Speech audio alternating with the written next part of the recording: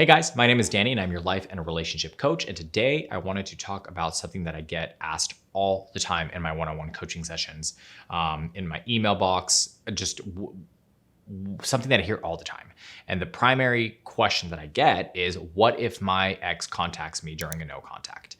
I understand how difficult this can be to navigate, because if we're saying to you, you should be in no contact with this person, no form of communication. So no text messages, no calling, no emails, no DMing, none of that stuff. What if they reach out to you before the no contact ends?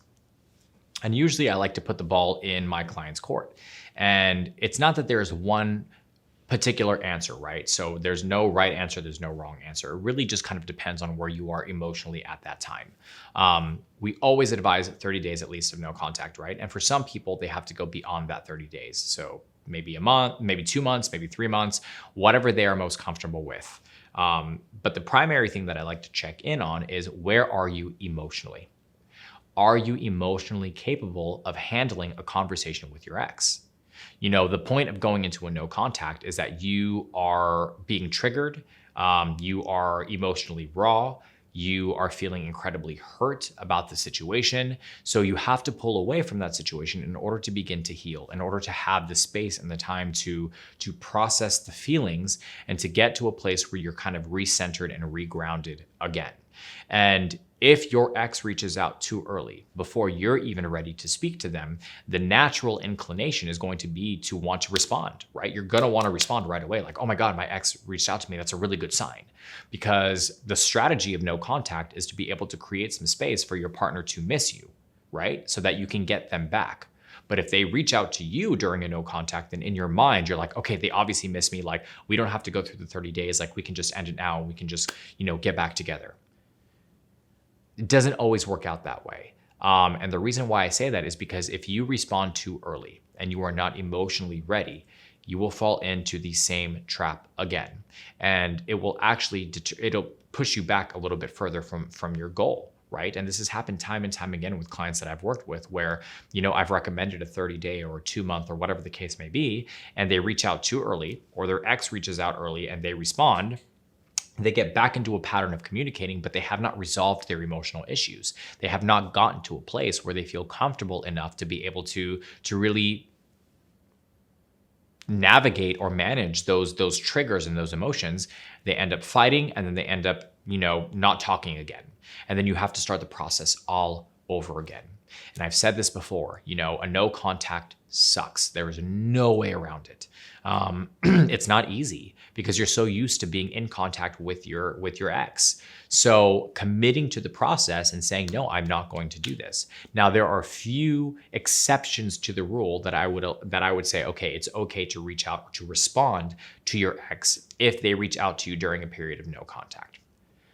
One of the primary ones is if it has anything to do with their livelihood, right?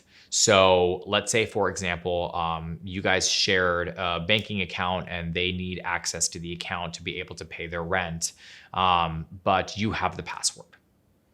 In that circumstance, in that situation, of course, I would respond. Maybe it has something to do with a relative or a family member that's fallen ill or has passed away.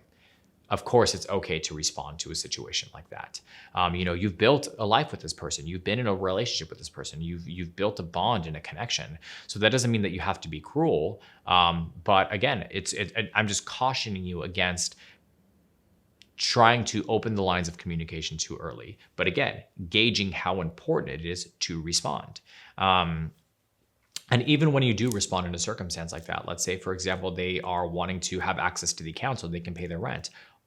Offer them the information and let them know that you're busy and that you have to go. That way you're ending it, you're cutting it.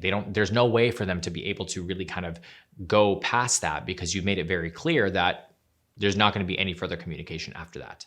Now, if it's one of those things where they text you and they're like, oh, I left my CD in your car, or I left my receipt from 2 years ago that I need in order to return some shoes. I don't know, whatever the case may be, if it just does not seem important whatsoever, don't respond. Don't respond to it. It's not important. It's just their way of trying to get to open up the lines of communication with you. And in a sense, it's a little bit manipulative. So just make sure that you are gauging the importance, right? So again, a really good tip is Is it affecting their livelihood? Is it not affecting their livelihood? And that way you can easily categorize which one it is and decide whether you're going to respond or not. If you do feel like you're emotionally ready to respond, let's say you have, past the 30 days, but you have decided that you want to continue past 30 days, and then your ex reaches back out to you at some point, don't respond right away. Don't be too available. And that's one of the other biggest things, right? So as soon as an ex texts us, we want to respond right away because we're excited, we're giddy, we're like, oh my God, this is exactly what I've been wanting. Sit back a little bit, give it some time, and respond. Usually what I like to recommend is to respond by the end of the night. So if they respond to you at some point during the day or in the morning, respond right before you go to bed. So that they also understand that you have a life that you're living, right? You're busy, you're doing your own things. And the only time that you really had to respond to them was at night, right before bed. So making sure that you are not too available. But again, the primary things in regards to no contact is obviously being in no contact.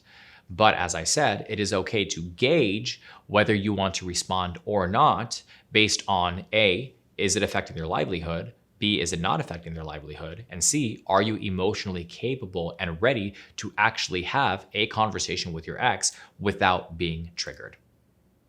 Those are the primary ones. There are obviously, it's like I said, situations and circumstances are different. So that's why we also highly recommend one-on-one coaching sessions, because we tailor our strategies specific to your situation. So if you're still feeling like, well, my circumstance is different, then please feel free to go to the website and book directly with one of us, and we would be more than happy to support you through that process. If you like this video, please make sure you hit the like and subscribe button down below. I love having open dialogue with people. So if this is something that you related to, if this is something that you still have questions about, you think that I may have missed something, please make sure you put your comments down below. I love to read them. Maybe you just want to know a little bit more. You want to dive in a little bit deeper. You can visit us at happilycommitted.com, where we have a multitude of different articles and blogs and videos related to this subject and many other subjects as well. And like I mentioned before, if you want to book a one-on-one coaching session with myself or one of the other amazing coaches on the team, you can do that directly through the website. Again, my name is Danny. I'm your life and relationship coach. I hope you guys are staying happy and healthy, and I'll see you guys soon.